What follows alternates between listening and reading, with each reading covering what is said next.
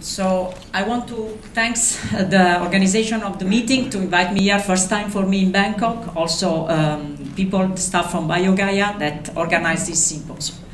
So as you see from my title, it's the prevention of colic, regurgitation, and constipation. And as Anya said before, these functional gastrointestinal disorders are listed here as Rome 3 criteria in the toddler functional gastrointestinal disorder. So basically they have the same pathophysiology of a functional gastrointestinal disorder. But what is a functional gastrointestinal disorder? Just to let understand each other what is. The definition of Rome 3 criteria is this. It can be understood in a context of integrated biopsychosocial model of illness and disease that maybe if we were in politics will be a nice, sentences. But let's understand, from my point of view, to simplify the concept is, I always say that the functional gastrointestinal disorder is a lack of communication on the organs that are involved in the pathophysiology. But let's go step by step. What are the organs involved in the development of functional gastrointestinal disorders? The pathophysiology is complex because a lot of organs are involved. Those children generally have a visceral hypersensitivity, so the intestine of those children just feel more the pain. So as a threshold, a low threshold of feeling the pain. More they have a different bacteria flora, different microbiota. And I show that now coming a lot of study in IBS, in colic, like a fingerprint. So they have a different fingerprint in the intestinal microbiota. They have a psychological factor very much involved in development of this, so all the emotional and psychological problem. They have a normal gut motility, as been shown already. They have always a mucosal inflammation without anatomical lesion. This is one of the chapters of the definition. Mucosal inflammation without anatomical lesion. And they have an altered gut-brain interaction. And exactly what are the meaning of the communication, of the lack of the communication, or maybe a disturbances of communication. The problem starts, from my point of view, and also from the literature point of view, in the communication between the brain, the mucosal immune function, and the microbiota. And so that's why these don't speak the same languages. Maybe they need an interpreter. But let's go to understand exactly what can the gut-brain communication be enrolled in the development. The brain communicates with the intestine with these three systems: immune messages, neuronal messages, endocrine messages. Whenever something is wrong, they can interfere with the normal function of the intestine, involving motility, involving mucosal function, involving production of cytokine. That's why the microbiota, or changing the microbiota can solve like a rule of interpreter. That's why we want to get to the microbiota an important rule in changing the development of this pathophysiology. But let's understand what really can happen into the intestine of a newborn. These are some studies in the animals that it shows that whenever we add a traumatic insult on the intestine of a newborn, there is a hypersensitization and a changing of a function even later in life.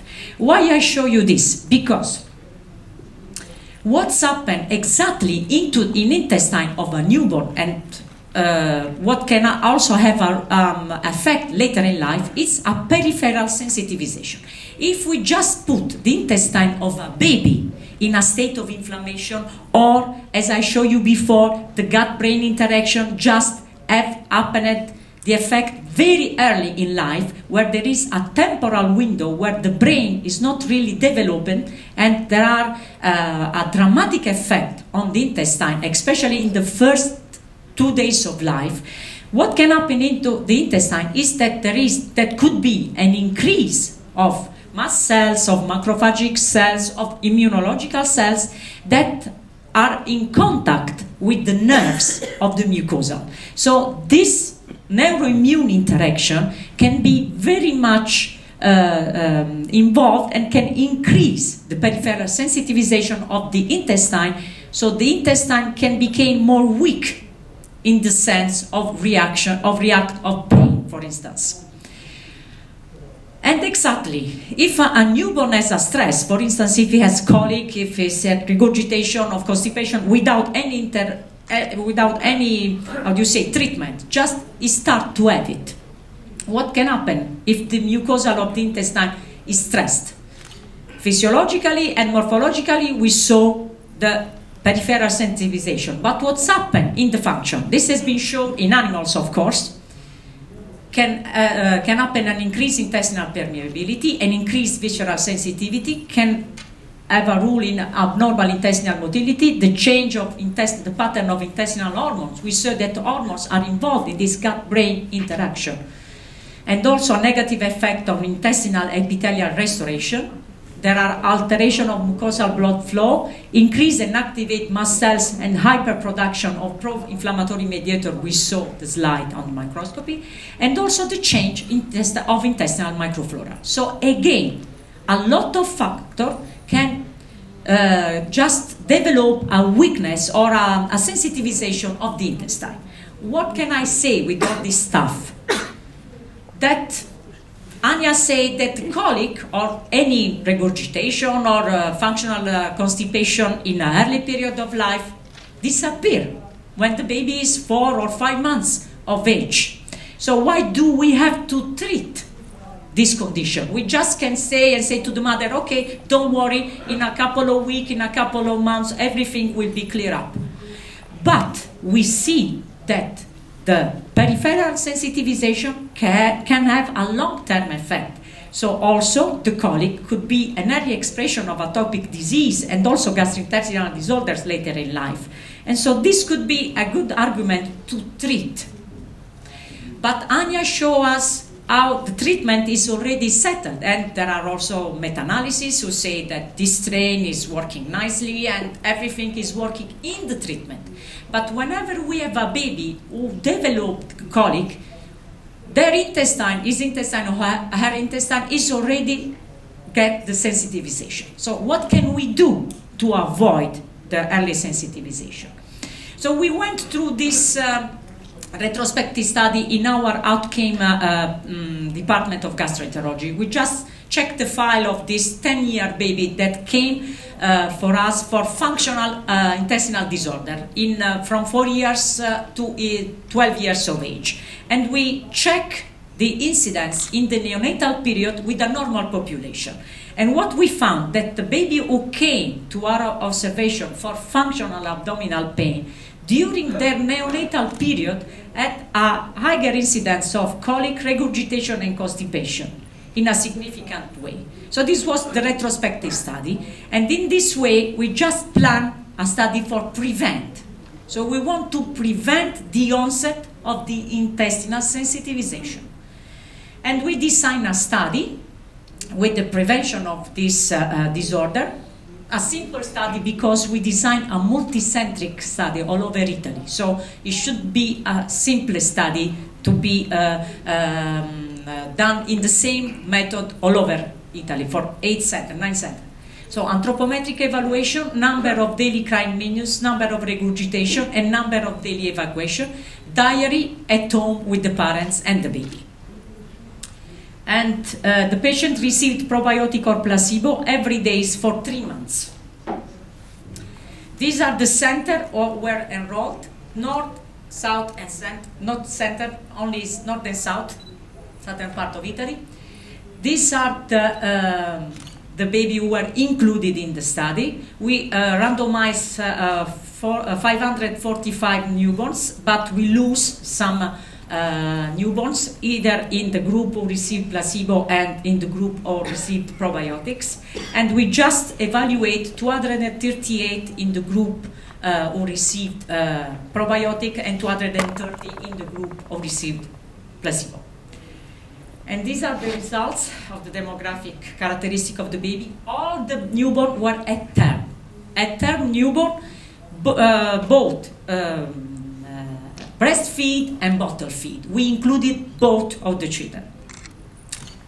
And these are the results. At 1 month of life, we found a difference in the onset of colic and constipation. So they had a higher number of evacuation and a low minute of crying time. No difference in regurgitation. At 3 months of life, we had also the significant results in the regurgitation. So the baby who received the placebo had less number of the minutes of crying time per day, less number of regurgitation, and a higher number of evacuation. But also we stratified the results, just see if the breast milk of the bottle feed nutrition had some incidence, but there was no significant results in this. So both the baby who were breastfeeded and the baby who were bottle feeded just had an effect taking the probiotic. And also we did, and I have to thank you, my young fellow who is here, Dr. Di Mauro, who made the very hard work of just interviewing all the person all over Italy about this secondary outcomes, that is the economic impact. We just check how many times all these parents went to the pediatric visit, and how many times they went to the emergency department, and how many times they went to work, and how many money they spent in drugstore for simeticone, for simetropron bromide, for natural hair products. And I say that these are the main therapy that people use for treating colic. And the result were this. The total amount of euro, I'm sorry for saying in euro, but you can convert 1.3 for dollars. It's 88 euro for family and 104 for the community. That means that in Italy, the welfare, it's the Minister of Welfare just pay pediatric visit, emergency department visit, and also where some save also from the welfare, the mother or the father can have paid their job until the kids is 3 years or something. So the government or the community save 104 euro, the family just save 88, just not buying other herbal products, simeticone or other drugs. So we can conclude that the supplementation with this strain of Reuteri DSM 17938 prevent the onset of colic and constipation since the first month of assumption of probiotic. And in the 3rd month, there is also an effect of regurgitation. So not only therapy, but also prevention. At the very beginning of the writing of this study, I just wrote to the newspaper and this to the paper to JAMA Pediatric. I say, I want to call this text act and not react, because all of you know this is a football player. It's called Boateng, and he was very involved when he was playing in Italy. He was, just insulted because he's black, and he's very much involved in the fighting against racism. And he was asking to go and speech to the Commissioner of Human Rights to the United Nations, and he says, we don't have to react, we have to act against racism. So I borrowed this from him, but JAMA Pediatrics say, no, we don't want to call this act and not react, we call only prophylactic use of therapy. So thank you very much for your attention.